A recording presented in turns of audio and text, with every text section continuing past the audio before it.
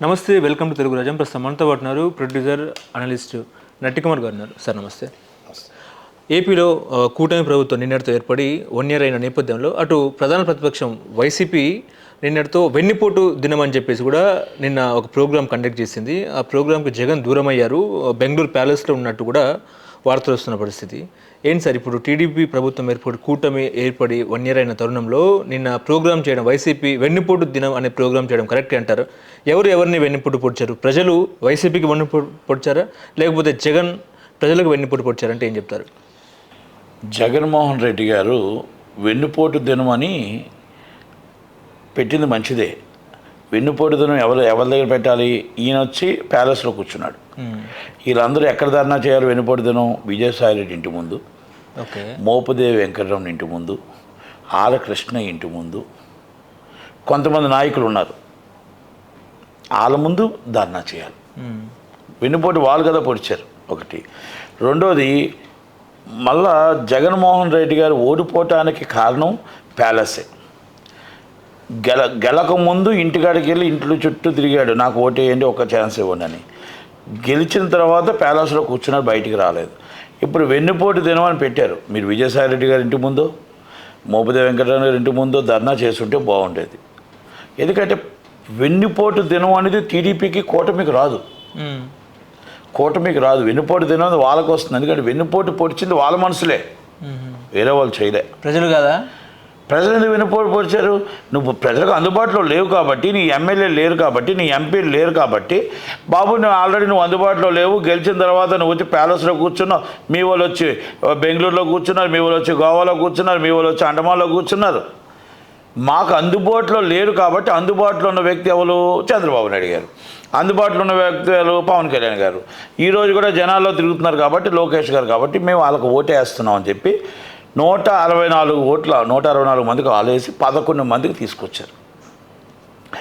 మీ వెన్నుపోటు రాయుడు విజయసాయిరెడ్డి కానీ వీళ్ళందరూ కానీ మీరు చేసిన ప్యాలెస్లో కూర్చోవడం కానీ వెన్నుపోటు దినం అని చెప్పినప్పుడు, వెన్నుపోటు దినం అంటే ఏంటో తెలుసా? ప్రధాన ప్రతిపక్షం మొత్తం టోటల్గా ప్రధాన ప్రతిపక్ష నాయకుడు వచ్చి మొత్తం ధర్నాలో పాల్గొని ఏం జరిగిందో చెప్పాలి. ఈ సంవత్సరం నువ్వు ఏం చేసావు, ఏం చేయలేకపోయావు అని చెప్పాలి. సూపర్ 6 పేర్లు అంటావు అయ్యంటూ. వెన్నుపోటు దినానికి దానికి సంబంధం లేదు. వెన్నుపోటు దినం అనేది విజయసాయిరెడ్డి గారిది, వెన్నుపోటు దినం అనేది మోపుదేవి వెంకటరమణ గారిది, వెన్నుపోటు దినం ఆర్ కృష్ణయ్య గారిది. ఓకే, ఇది వెన్నుపోటు దినం అనేది వదిలేయండి. వెన్నుపోటు ఆయనకి తెలుసు, అది ఆయనకి. ఎందుకంటే ఇది విజయసాయిరెడ్డి గారి పేరు పెడితే మళ్ళీ తీసుకెళ్ళి లోన్ వేసేస్తారని భయం. ఎందుకంటే ఆయనకు అన్నీ అనుకున్నాడు ముందే. ముందు ఆయన అనుకున్నాడు వెన్నుపోటు దినం అంటే విజయసాయిరెడ్డి గారు ముందు లోన్ వేసేస్తారు, నాకెందుకు, అదేదో చంద్రబాబు మీద పెడితే పాపం మేము అంట కదా అని. అందుకని వెన్నుపోటు దినం పెట్టి, వెన్నుపోటు దినానికి ప్రధాన సంవత్సరంలో మీరు ఏం కార్యక్రమాలు చేశారు అనడానికి చాలా తేడా ఉంది. ఇది ప్రజలకు అర్థమైంది. మీరు సంవత్సరంలో కార్యక్రమాలు చేయలేదన్నట్టు అడగండి, మీరు ప్రశ్నించండి, తప్పులేదు. ఏం చేశారు, ఏ కార్యక్రమాలు చేయలేదు ప్రధాన ప్రతిపక్షం ఈజ్ రైట్. మీకు రైట్ ఉంది. మీరు చంద్రబాబు నాయుడు గారిని కానీ పవన్ కళ్యాణ్ గారిని ప్రశ్నించే రైట్ ఉంది, చేయించుకునే రైట్ ఉంది. మీరు ఒకప్పుడు మొత్తం టోటల్గా ఆంధ్రప్రదేశ్ రోడ్లన్నీ గుంతల్లో ఉన్నాయి. ఆ గుంతల్లో ఉన్న రోడ్లు మీరు మూసారా లేదు? మేము మూయలేదు, మీరు మూసారా లేదా? పోలవరం మేము పూర్తి చేయలేదు, మీరు ఎప్పుడు చేస్తారు? అమరావతిని మేము పక్కన పడేసాం, మీరు ఎప్పుడు పూర్తి చేస్తారు? విశాఖపట్నం 30 కిలోమీటర్ల కారిడార్ని మేము పక్కన పడేసాం, మీరు ఎప్పుడు పూర్తి చేస్తారు? విశాఖపట్నంలో పరిశ్రమలు తీసుకొస్తున్నాం, మేము ఫెయిల్ అయ్యాం, మీరు ఎప్పుడు తీసుకొస్తారు? 600 కోట్లు పెట్టి నా సొంతానికి ఒక భవనం కట్టుకున్నాం, ఇది ప్రజల సొమ్ముతో, అది ఎవరికైనా అద్దెకి ఇస్తారా, నాకైనా అమ్ముతారా? నెంబర్ 2, ఇలాగే మొత్తం టోటల్గా చింతపల్లి పాడేరు ఫారెస్ట్లో టూరిజం డెవలప్ చేద్దామని అనుకున్నా, నేను చేయలేకపోయాను, మీరేనా చేస్తారా? ఇవన్నీ నేను ఫెయిల్ అయ్యాను. గోదావరి గట్టున స్టూడియో కడదాం అనుకున్నాం, నేను ఫెయిల్ అయ్యాను, మీరేమైనా చేస్తారా? సినిమా ఇండస్ట్రీ అని మొత్తం టోటల్గా ఆంధ్రప్రదేశ్ తీసుకురావడంలో నేను విఫలం అయ్యాను, మీరు ఎప్పుడు తీసుకొస్తారు? మీ తిరుపతి కొండ మీద నేను చేసిన అరాచకాలని అవన్నీ మీరు పసిగట్టి ఎంక్వైరీ చేశారు, మీరు కరెక్ట్గా మీరైనా రన్ చేయగలుగుతారా? అంటే ఇవన్నీ మేము చేసిన తప్పులే, మేము చేసిన పాపాలే, దాన్ని మీరు ఎప్పుడు సర్దిద్దుతారు అని అడగడం తప్పలేదు.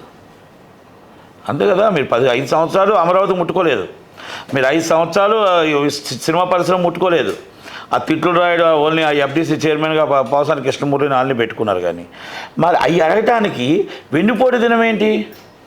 వెన్నుపోటు దినం అంటే అర్థం అది కాదు. అంటే ప్రజలు మోసం చేశారు. ఇప్పుడు ఏ రాష్ట్రంలో అయినా సరే రాజకీయ నాయకుడు ప్రజల్ని మోసం చేస్తారు. రాజకీయ నాయకుడు ప్రజలు మోసం చేస్తాడు. ప్రజలు రాజకీయ నాయకుడిని ఎప్పుడూ మోసం చేయరు. ప్రజలు నమ్మి ఓటేస్తారు. ప్రజలు నమ్మి ఓటేసేటప్పుడు తెలుగు రాష్ట్రాల్లో అట్లా జరగలేదు కదండి. ఎలా జరగలేదు? ఏం జరిగింది? ఏం జరిగింది? ప్రజలు కేసీఆర్ని మోసం చేశారు. ప్రజలు కేసీఆర్ని మోసం చేయలే. ప్రజలు కేసీఆర్ని దళిత ముఖ్యమంత్రి అని కేసీఆర్ మోసం చేశాడు. ఆల్రెడీ మీకు ఇదిగో 3 ఎకరాల పొలం అని కేసీఆర్ మోసం చేశాడు. ఇదిగో ఇంత మొత్తం టోటల్గా 2 బెడ్రూమ్ ఇల్లులని మొత్తం కట్టినవన్నీ అక్కడే పెట్టి ఆయన కార్యకర్తలకు ఇచ్చుకున్నాడు. అలాగే మీకు ఇదిగో అదిగో అని చెప్పేసి దళిత బంధు అన్నాడు, ఇంకోటి అన్నాడు, అది అన్నాడు, ఇది అన్నాడు, మొత్తం టోటల్గా ఏమీ ఇప్పుడైతే ఈరోజు మాటల్లోనే పెట్టాడో, మాటల్లో చెప్పాడో. ఆయన ఆల్రెడీ ఫామ్ హౌస్ వదిలి ఆయన రాలేదు, ప్యాలెస్ వదిలి ఈయన రాలేదు. కొడుకు తండ్రి అంటే నా కొడుకు కంటే ఎక్కువ ఆయన అంటాడు, తండ్రి కంటే ఎక్కువ సమానుడు అని ఆయన అంటాడు. కనుక ఇద్దరు కలిపి ప్యాలెస్ వదలలేదు, ఒకరు ఫామ్ హౌస్ వదలలేదు. కానీ అమ్మఒడి ఎక్కడ, నవరత్నాలు ఎక్కడ, రైతు నేస్తం ఎక్కడ, వైఎస్ఆర్ నేస్తం ఎక్కడ, ఇవన్నీ కూడా జగన్ చెప్పాడు కదా. ఎవరికి? ప్రజలకి. నేను ఇచ్చిన పథకాలు ఓట్ బ్యాంక్ ఇచ్చిన పథకాలని వాళ్ళు ఇవ్వలేదా, ఇచ్చారనేది అడగాలి. ఇది వెన్నుపోటు దినం కాదు. అడగాలి, ప్రశ్నించాలి. నేను ప్రశ్నించొద్దని అనగట్లేదు. మీరు ప్రతిపక్ష నాయకుడిగా ప్రశ్నించండి. నవరత్నాలు ఏమయ్యా నేను అప్పులు తీసుకొని పెట్టాను కదా, ఎవ్రీ మంత్ నేను కూర్చొని కరెక్ట్గా టీవీలో చూసుకుంటూ ఎక్కడ అప్పు దొరుకుతుందో అప్పు తెచ్చాను, అందరికి ఇచ్చాను కదా. పరిశ్రమలు పెంచలేదు, ఇన్కమ్ పెంచలేదు, రాబడి రాలేదు. ఆంధ్రప్రదేశ్ మొత్తం టోటల్గా తీసుకొచ్చి రాజధాని లేని రాష్ట్రంగా చేశాను. ఇది నిజం. చంద్రబాబు నాయుడు గారు, మీరైనా రాష్ట్రానికి రాజధాని అమరావతి పూర్తి చేయండి, పోలవరం మనం జీవనాడి పూర్తి చేయండి. ఇప్పుడు మీరు ఎట్లాగో చెప్తున్నారు, జగన్ నిన్ను ఎందుకు చెప్పలేదు? మరి అదే కదా బాధ, నా బాధ అదే కదా. నేను చెప్తుంది చదువురాని వాడిని, 1వ క్లాస్ చదవని వాడిని నేను చెప్తున్నాను. అలాంటిది మొత్తం టోటల్ మేధావి, 5 సంవత్సరాలు చీఫ్ మినిస్టర్, తండ్రి 5 సంవత్సరాలు చీఫ్ మినిస్టర్, మేధావులో నెంబర్ 1, లక్షల కోట్లు సంపాదించిన వ్యక్తి. మరి ప్రతిపక్ష నాయకుడు చెప్పకపోతే ఎలా చెప్పండి? చదువురాని వాడిని నేను చెప్తున్నాను కదా, నాకున్న అవగాహనతో చెప్తున్నాను కదా, మీకు కూడా అర్థమవుతుంది కదా, సామాన్య ప్రజలకు అర్థమవుతుంది కదా. ఇవన్నీ మనం చేయలేము. ఏం చేయలేదు, మీరు ఎప్పుడు చేస్తారు? ఇది నేను చెప్పిన అబద్ధాలు ఉన్నాయా? అమరావతి ఆయన పూర్తి చేయలేదు కదా, మరి పోలవరం ఆయన ముట్టుకోలేదు కదా, విశాఖలో పరిశ్రమలు రాలేదు కదా, మరి విశాఖ 30 కిలోమీటర్ల కారిడార్ రాలేదు కదా, 600 కోట్ల బిల్డింగ్ ఆయన కట్టుకున్నాడు కదా ప్రజల సొమ్ముతో. మరి ప్రజల సొమ్ముతో మళ్ళీ కావాలంటే ఆయన కొనుక్కొని ఆ డబ్బు ప్రజలకు ఇచ్చేయాలి కదా, లేకపోతే దీని మీద క్రిమినల్ కేసు పెట్టాలి కదా. Is right? ఇవన్నీ ప్రశ్నలు ఉన్నాయి ప్రభుత్వానికి చెప్పేవి. ప్రభుత్వాన్ని ఆయన అడగాలి. చేయలేకపోయాను, ఐఎమ్ ఫెయిల్యూర్. నేను మొత్తం మోడీ గారితో ఉండే కూడా నేను ఫండింగ్ తేలేకపోయాను. విశాఖపట్నం నుంచి అప్ టు చిత్తూరు దాకా, అనంతపురం దాకా నేనేమీ చేయలేకపోయా. వైన్స్లు నా సొంతంగా వైన్స్లు పెట్టి నేను ఓన్లీ నాకు ఒక్కడికే సంపాదన చేసుకున్నాను తప్ప ఇది ప్రజలకు సంపాదన కాదు. ఓకే, చెప్పండి. ఇంకోటి ఆ లెటర్ కదా మీరు అంటున్నారు, మాట్లాడితే బెల్ట్ షాపులు ఉన్నాయి, అది చెప్పండి. ఇప్పుడు చెప్పుతేనే తెలుస్తుంది చంద్రబాబు నాయుడు గారికి. సార్ మీరు వైన్స్లు పెట్టారు, బాగానే ఉంది, గవర్నమెంట్కి వచ్చేది ఒక షాప్ అయితే 50 షాపులు అనాథరైజ్డ్గా డబ్బు వెళ్ళిపోతుంది. అవన్నీ మీరు చెప్పాలి ప్రతిపక్షంగా. ఇస్ రైట్ మీకు ఉంది. మీకు గవర్నమెంట్ ఎంత ఉందో మీకు కూడా అంతే బాధ్యత ఉంది. జగన్మోహన్ రెడ్డి గారు నేను తప్పు పట్టట్లా. వెన్నుపోటు దినం అని పెట్టకుండా ప్రశ్నించే దినంగా పెట్టి మీ ప్రశ్నలు సందిద్దుంటే వాళ్ళు ఏమైనా తప్పు చేస్తుంటే దాన్ని సర్దిద్దుకుంటారు. ఒకవేళ తక్కువ ఇంకా అవ్వలేకపోతే ఇంకా 4 సంవత్సరాలు ఉంది, నేను 6 నెలల్లో చేస్తాను, 2 నెలల్లో చేస్తాను అని మీకు ప్రశ్నిస్తారు. ప్రశ్నించే రైట్ ఉంది. వెన్నుపోటు దినం విజయసాయి రెడ్డి గారు, వెన్నుపోటు దినం ఆల్రెడీ మీకు మోపదేవి గారు, వెన్నుపోటు ఆర్ కృష్ణయ్య గారు. మీ నాయకులు మిమ్మల్ని వెన్నుపోటు పొడిచారు, కానీ ఎవరు వెన్నుపోటు పొడిచారు? టీడీపీలు పొడిచారా? కాంగ్రెస్ జనాలు మిమ్మల్ని మీరు కనబడుతున్నాయి కదా వెన్నుపోటు పట్టడానికి. మీరు ప్యాలెస్లో కూర్చుంటే 1000 మంది మీకు మొత్తం సెక్యూరిటీ ఉంటే వెన్నుపోటు ఎక్కడ పొడిస్తారు? ప్రజలు పడలేదు వెన్నుపోటు. అంటే ఇవన్నీ నేను ఎందుకు చెప్తానంటే, జగన్మోహన్ రెడ్డి గారిని మళ్ళీ సూటిగా నా ప్రశ్న ఏంటంటే, జగన్మోహన్ రెడ్డి గారు అడిగే రైట్ ఉంది. ఓకే, ఆ రైట్ అడగండి. వాళ్ళు చేయలేకపోతే మళ్ళీ పలానా టైం చేస్తాం, ఇదిగో ఇది ఫెయిల్ అయ్యాం, లేకపోతే ఇది తక్కువ, ఇది లేట్ అయ్యింది, లేకపోతే ఫండింగ్ రాలేదు, లేకపోతే మీరు దోచుకున్న డబ్బులకు మేము ఇంట్రెస్ట్ కట్టలేకపోతున్నాం, మీరు దాచుకున్న డబ్బులకు మేము ఇంట్రెస్ట్ కట్టలేకపోతున్నాం, మీ రాష్ట్రంలో 5 సంవత్సరాలు చేసిన మొత్తం టోటల్గా ఈ అరణ్యకాండకి మేము డబ్బు కట్టలేని పరిస్థితుల్లో ఇవన్నీ మేము ఖజానా ఖాళీ అయిపోయింది, అందుకే మాకు లేట్ అయిందని చెప్పగలుగుతారు. అవునా కదా? అవును. ఎస్. మరి దాన్ని అడగాలి. కానీ మీరు ప్యాలెస్లో కూర్చొని బొత్స గారు మీరు అడగండి, అంబటి రాంబాబు గారు మీరు అడగండి, అంబటి రాంబాబు గారిని అడగమంటే ఆయన తీసుకెళ్ళి లోన్ వేసేస్తాను అన్నాడు. సీఐతో గొడవ పెట్టుకున్నారు నిన్న. సీఏతో గొడవ పెట్టుకున్నాడు. సీఏది తప్పే, ఆయనది తప్పే. ఒక మాజీ మంత్రి, ఒక ఎమ్మెల్యే, ఒక పార్టీ నాయకుడు, ప్రతిపక్ష నాయకుడు నిన్ను ఏం చేస్తా నువ్వు అనడం ఆయన తప్పు. ఏ పార్టీ రాని ఆయన గవర్నమెంట్ ఆఫీసర్, మీకు తప్పు జరిగింది కదా, యాజ్ రైట్ రాయల్గా నువ్వు ఆటంకం కలిగించాడని చెప్పి 353 పెట్టాల్సిందే. కానీ నువ్వు ఎదుర్కొంటా ఎదుటోళ్ళు నువ్వు అని మాట్లాడటానికి లేదు, నువ్వు కొట్టడానికి లేదు, నీకు రైట్ లేదు. పాపం నిన్న బొత్సకి హార్ట్ అటాక్. ఆయనకి బాగాలేదు, హెల్త్ బాగాలేదు, ఆయన ముందే బాగాలేదు పాపం. ఓకే, చాలా ఇబ్బంది. ఇప్పుడు నిన్న కేబినెట్ సమావేశంలో చంద్రబాబు నాయుడు కొన్ని కీలక వ్యాఖ్యలు చేశారు. జగన్ నన్ను జైల్లో పెట్టారు, ఆ కారణంగా నేను జగన్ని జైలు ఎట్లా పెట్టాలి, నేను అట్లా పెడితే రాజకీయం అవుతుందా, నిరస్తులతో మళ్ళీ రాజకీయం చేయాల్సి వస్తుందేమో అన్నట్టు కూడా మాట్లాడినారు. ఏం చెప్తారు? ఆయన ఉందాతనంగా మాట్లాడాడు. మీరు క్యాబినెట్లో చూసారా? ఆయన కక్ష తీర్చుకున్నాడు, నేను తీర్చుకోను, అలాంటి కక్ష తీసుకుని రాజకీయాలు మీరు చెయ్యొద్దు అని అడిగాడు. డైరెక్ట్గా చెప్పాడు. హోమ్ మినిస్టర్ గారికి అందరికీ చెప్పాడు, దయచేసి అభివృద్ధి మీద దృష్టి పెట్టండి, ప్రజల మీద దృష్టి పెట్టండి. రాజకీయ నాయకులు ఒక తప్పు చేశారని వాళ్ళని తీసుకొచ్చి మన కక్ష తీర్చుకుందామని వద్దు. సాధ్యాచార్యాలు మనకు ఉన్న జీవోలో ఏం పరిగణ ఉంది, ఎందుకు క్యాన్సర్ అయింది, కాపులు మొత్తం అట్లా కాపునాడులో రైలు ఎందుకు మనం రివ్యూకి వెళ్ళాలి, కనుక వెళ్ళే అవకాశం మనకు లేదు. ఒకరు చేసిన దాన్ని మళ్ళీ మనం రివ్యూ చేసి కక్ష సాధింపులు వద్దు. కనుక దాంట్లో సాధ్యాసాధ్యాలు ఏమైనా ఉన్నాయని చూడండి తప్ప మీరు కక్ష సాధించడానికి ప్రయత్నం చేయొద్దు. ఇంకొకటి, ఒకళ్ళు మనల్ని అరెస్ట్ చేశారు కదా, ఇంకొకరిని అరెస్ట్ చేసి మనం ఇదే టైం చేసుకుంటే ప్రజలకు మనం న్యాయం చేయలేము. ప్రజల దగ్గర చేరువవ్వాలి, ప్రజలకు మంచి జరగాలి, ప్రజల దగ్గరే మమేకమై ఉండాలి. ఆ పని మీద మీరు దృష్టి పెట్టండి, కక్ష సాధింపు చర్య వద్దు అని చెప్పాడు. అంటే ఆయన ఎంత ఉందతనంగా మాట్లాడాడు. భారతమ్మను మాట్లాడేటప్పుడు చేబోలు కిరణ్ ఇమ్మీడియట్లీ సస్పెండ్ చేసి అరెస్ట్ చేయమన్నాడు. ఇంకా జైల్లోనే ఉన్నాడు, బయటికి రాలేదు. పక్కన పెడదాం అనుకోండి. అరెస్ట్ చేశాడు అంటే అర్థం ఏంటి? మీరేం చేశారు? అసెంబ్లీలో భువనేశ్వరమ్మని మాట్లాడుతూ ఉంటే చిరునవ్వుతో నవ్వారే కానీ తప్పు. ఏ ఆడబిడ్డే ఆమెను అక్క లాంటిది, ఇలాంటివి మాట్లాడకూడదని మీరు కానీ స్పీకర్ గారు కానీ చెప్పారా? చెప్పుంటే ఈరోజు వచ్చేదా? చెప్పుంటే మీ హుందాతనం ఉండు కదా. అందుకే చంద్రబాబు నాయుడు గారు అన్న, ఆయన జగన్మోహన్ రెడ్డి గారు అన్నారు, ఎదుటి వాళ్ళ ఆడపిల్లలను మీరు అవమానిస్తూ ఉంటే, మీ చెల్లెళ్ళు అవమానిస్తుంటే, మీ అమ్మగారిని అవమానిస్తుంటే, పేడ్ ఆర్టిస్టులు అవమానిస్తుంటే తప్పు అన్న మాట మీరు అన్నారా? అంటే అలాగని ఇప్పుడు ఏందో తెలంగాణలో ఏం జరగట్లేదు, తెలంగాణలో కూడా అదే జరుగుతుంది. కవిత గారి మీద కూడా పేడ్ ఆర్టిస్టులతో ఇష్టం వచ్చినట్టు మాట్లాడుతున్నారు. అక్కడ కూడా కేటీఆర్ గారు ఏం పట్టించుకోవట్లేదు రండి, నో ప్రాబ్లం. అంటే ఇద్దరు దొందే తయారయ్యారు. ఆ అమ్మాయిని ఆడబిడ్డ, మా ఎవరో ఇంటి బిడ్డ అండి, మన ఇంటి బిడ్డే కదా. మన ఇంటి బిడ్డని ఎవడో తిరుగుతూ ఉంటే చెప్పుతో కొట్టాలా? ఎవడరా నువ్వు, మాకు ఏమైనా ఉంటాయి, ఎందుకు మాట్లాడుతున్నావు నువ్వు, తీసుకెళ్ళానే ఇమ్మీడియట్లీ అని మాట్లాడారు. అంతే తప్ప ఆ ధైర్యం లేదు, ఆ దమ్ము లేదు. మన ఇది రక్త సంబంధం మర్చిపోయాం. అంటే డబ్బు కాడ, రాజకీయం కాడ రక్త సంబంధం మర్చిపోతామా? ఓకే.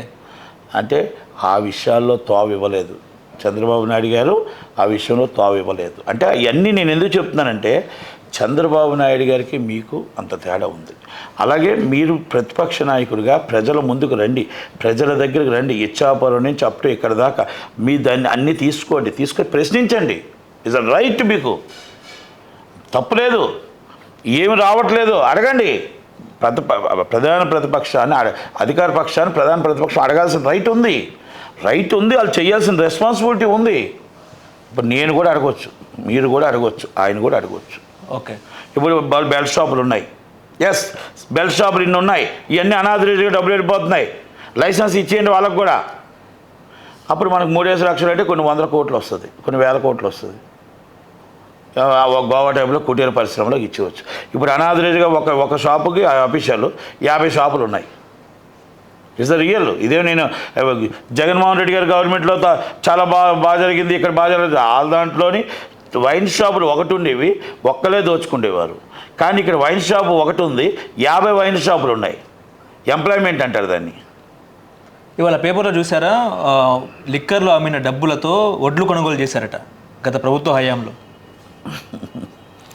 ఇప్పుడు నేనేమంటానంటే, అది ఏది నిజం ఏది అబద్ధం అనేది గవర్నమెంట్ తీయాలి. మనం సిట్ తీయాలి. మనం ఇన్వెస్టిగేషన్లో ఉండేటప్పుడు అదేలే. పేపర్లో వచ్చింది ప్రతిదాన్ని మనం డిస్కస్ చేయకూడదు. ఎందుకంటే పేపర్లో కొన్ని నిజాలు వస్తాయి, కొన్ని ఏంటంటే ఊహాగానాలతో రాస్తారు, ఊహాగానాలతో రాస్తుంటారు. కనుక మనం అన్నీ కూడా మనం మాట్లాడడానికి లేదు. సరే, చివరిగా చెప్పండి, ఎట్లా ఉంది కూటమి పాలన?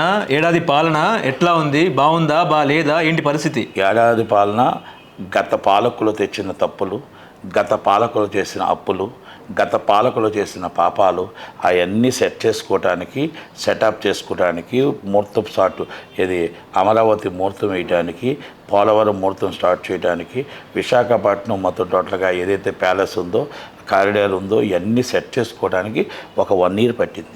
ఇక్కడి నుంచి పాలన స్టార్ట్ అవుతుంది. మీకు పాలన అయిపోయింది, పోలవరం కట్టేసాం, అమరావతి కట్టేసాం, మీకు విశాఖపట్నం అయిపోయింది, మొత్తం సస్యశ్యామలం అయిపోయిందని చెప్పట్లే. 1 yearలో ఈయన తెచ్చిన అప్పులు, ఈయన తెచ్చినవన్నీ తీయటానికి, సిట్లు వేయటానికి, వీళ్ళు మొత్తం టోటల్గా ఏదైతే ఉన్నారో వీళ్ళు తొట్టిగా ఇంకొన అందరినీ తీసుకెళ్ళి లోన్ వేయడానికి, కొంతమంది జైలు, కొంతమంది పరారు, కొంతమంది లేరు, వైసీపీ నాయకులు లేరు. నిన్న మీటింగ్లో కూడా కనబడ్డారు చూసారా, ఒకటి అంబటి రాంబాబు, ఒకటి పేరు నాని, ఒకటి బొత్స సత్యనారాయణ గారు, ఒకటి మధ్య శ్రీనివాసరావు గారు. అమర్నాథ్ నాకు ఎక్కడ కనబడలేదు, కనబడతాడు ఎక్కడో ఆయన, ఒకటి మన ధర్మశ్రీ. ఇలా 6 అయితే ఉన్నారు. రాష్ట్రంలో మొత్తం ఇన్ని వేల మంది వైసీపీ వాళ్ళకి 6 కనబడ్డారు. ఆ పెద్దిరెడ్డి రామచంద్ర రెడ్డి గారు, మిథున్ రెడ్డి గారు కనిపించారు. అమర్నాథ్ రెడ్డి గారు ఎమ్మెల్యే, ఆయన కూడా ఎక్కడ కనబడలేదు నాకు. మరి ఎక్కడ నుండి సెలవు పెట్టాడు నాకు తెలియదు కానీ, అంటే ఇలా ఉంది. అవినాష్ రెడ్డి గారు పైసలు లేవుంటున్నాడు కదా సీఎం, జనాల్లో పైసలు లేవు, నీకు 18, నీకు 15, నీకు 15 అవి ఇవ్వడానికి కూడా పైసలు లేవు అంటున్నాడు. ఎవరన్నారు? CM, present CM Chandrababu. మరి నేను అదే కదా చెప్పి, 1 year వీటిలన్నీ సర్దిద్దుడికి అప్పు తెచ్చినట్టు వడ్డీ కట్టాలా? మొత్తం అమరావతి అసలు మొత్తం టోటల్ పాడు చేస్తారా? అమరావతి మొత్తం టోటల్గా లెవెల్ చేయాలా? మరి పోలవరం అన్నీ మొత్తం పాడైపోయిందా? పోలవరం అంతా సెట్ చేయాలా? దాని వాల్యూస్ని తీసుకురావాలా? విశాఖపట్నం కారిడార్ మొత్తం 30 కారిడార్లు మొత్తం చెట్లు వచ్చాయా? చెట్లు మొలిసేసాయా? ఆ చెట్లన్నీ ఇరగొట్టాలా? పరిశ్రమలు లేవా? మొత్తం ఉన్న స్థలాలని ఎక్కడెక్కడ ఉన్నాయో తెలియవా? అవన్నీ చేసేటప్పటికి 1 year పట్టింది. పాలన ఇప్పుడు స్టార్ట్ అవుతుంది. అన్నీ మొత్తం టోటల్గా 4 సంవత్సరాల్లో మొత్తం అద్భుతంగా పరిశ్రమలు వస్తాయి, అద్భుతంగా ఎంప్లాయ్మెంట్ వస్తుంది, అద్భుతంగా మొత్తం పోలవరం పూర్తవుతుంది, అద్భుతంగా అమరావతి పూర్తవుతుంది. 2028కి అన్నీ పూర్తి చేస్తేనే కూటమికి ఓటేస్తారు, చేయకపోతే కూటమికి ఓటేయరు. ఎస్, ఇది కూడా చెప్తున్నాను నేను. మరి జగన్కి ఓటేస్తారా? జగన్కి ఓటేస్తారు, ఇంకొకరికి ఓటేస్తారో పక్కన పెట్టండి. మళ్ళా నేను ఒకటే చెప్తున్నా, ఎవరైనా ఈ జనాలు విజ్ఞులు, జనాలకు ఆలోచన ఉంది.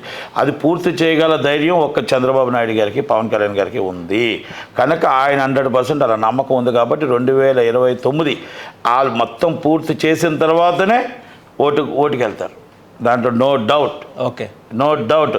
సెంట్రల్ గవర్నమెంట్ సపోర్ట్ చేస్తుంది. మళ్ళా కూటమి గవర్నమెంట్ రావడానికి అవకాశాలు ఉన్నాయి. సీఎం ఎవరనేది పక్కన పెట్టేయండి తర్వాత. ఓకే.